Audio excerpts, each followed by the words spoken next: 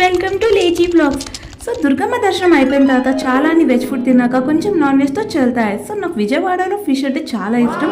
So నేనైతే ఇంట్లో మంచిగా ఫిషెస్ తెప్పించేసుకొని దాన్ని ఫ్రై, దాని గ్రేవీ అండ్ చెప్పాలి అంటే ప్రాన్స్ కూడా తిన్నాను అనమాట.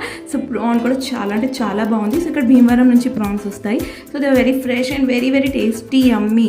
అక్కడ అయిపోయిన తర్వాత మేమైతే వెళ్ళిపోయినాం మచిలీపట్నం బీచ్ దగ్గరికి. సో బీచ్ దగ్గర బీచ్ కాకుండా కొంచెం వెరైటీ లేడీస్కి ఇష్టమైన ప్రోడక్ట్స్ అయితే ఉన్నాయి. సో మేము వెళ్ళిపోయినాం 1 గ్రామ్ గోల్డ్ జ్యువెలరీ దగ్గరికి.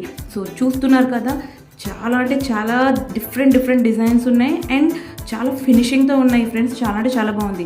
మీకు కనుక అడ్రస్ కావాలి అంటే నాకు మెసేజ్ చేయండి ఆర్ కామెంట్ చేయండి. నేను మీకు అడ్రస్ అండ్ ప్రైసింగ్ డీటెయిల్స్ కూడా చెప్తాను. సో డిజైన్స్ అయితే ఎక్స్ట్రాడినరీగా ఉన్నాయండి అండ్ చాలా అంటే చాలా రీజనబుల్ ప్రైసెస్ అనిపించింది నాకు. నేనైతే నా గురించి కొన్ని ఐటమ్స్ అయితే కొన్నాను. ఏం కొన్నానంటే మీరు కామెంట్ చేస్తే నేను మళ్ళీ ఒక వీడియోలో మీకు చూపిస్తాను. అవి ప్రైజెస్తో పాటు మీకు అంత డీటెయిల్స్ అనేది ఆ వీడియోలో నేను చెప్తాను అనమాట. సో ఇక్కడైతే ఇదంతా తిరిగిన తర్వాత చాలా ఆకలేసింది. సో మేము మచిలీపట్నంలో ఉన్న ఆర్కే మెస్కి అయితే వచ్చేసాము. ఏదో అనుకున్నా కానీ ఫుడ్ అయితే చాలా బాగుందండి. యాక్చువల్ చెప్పాలంటే ఎక్కువ వెరైటీస్ ఉన్నాయి. మీరు చూస్తున్నారు కదా, ఇవన్నీ వెరైటీస్ వాళ్ళు ఇచ్చారు. బాగా తిన్నాక మంచిగా మేమైతే బీచ్కి వచ్చేసాము. మచిలీపట్నం బీచ్ రావడం ఇదే నాది ఫస్ట్ టైం. సో బీచ్ అయితే చాలా బాగుంది. కానీ అలా అబద్ధం చెప్పను, వాటర్ కొంచెం మురికిగానే అనిపించింది నాకు కంపారిటివ్లీ వేరే బీచెస్ కంటే. సో ఎలాగో ఎండలో వచ్చాం కదా, మంచిగా ఐస్ క్రీమ్ అయితే తిన్నాను నేను. మల్లేశ్వరి సీన్ గుర్తొచ్చింది నాకు ఐస్ క్రీమ్ తింటున్నప్పుడు.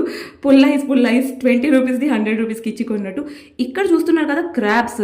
సో క్రాబ్స్ అనేది ఇల్లులు కట్టుకున్నాయి అనమాట. సో మరిన్ని ముచ్చట్ల గురించి ఫాలో అవ్వండి. మళ్ళీ కలుద్దాం.